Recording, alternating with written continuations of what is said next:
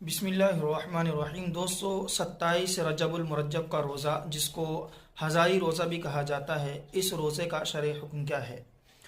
تو دوستوں، اس کا جواب یہ ہے کہ رجب المرجب کے مہینے کی 27 تاریخ کو ایک روزہ رکھا جاتا ہے جس کو لوگ ہزاری روزے کے نام سے تعبیر کرتے ہیں کہ اس روزے کو رکھنے سے 1000 روزوں کا ثواب ملے گا۔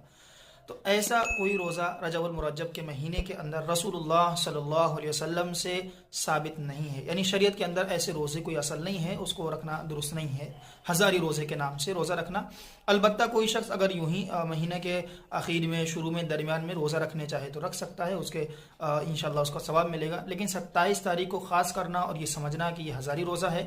اس کا یہ عمل درست نہیں ہے۔ اسی لیے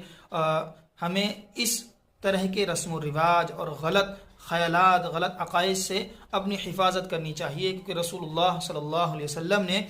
فرمایا تھا کہ ایک زمانہ ایسا آئے گا لوگ غیر اسلام کو اسلام سمجھ کے انجام دیں گے۔ اور اس میں ذرا ایک چیز یہ بھی دیکھیں کہ جو چیزیں اسلام میں نہیں ہیں، جو چیزیں شریعت میں نہیں ہیں، ہم ان کو کر رہے ہیں، ہم ان کو دکھلا رہے ہیں گویا کہ یہ اسلام کا حصہ ہے، تو گویا رسول اللہ صلی اللہ علیہ وسلم کو کیا منہ دکھائیں گے کل قیامت کے دن؟ اسی لیے ہمیشہ اللہ سے دعا کرنی چاہیے کہ اللہ تعالیٰ ایسی خرافات، رسومات، چیزوں سے ہماری حفاظت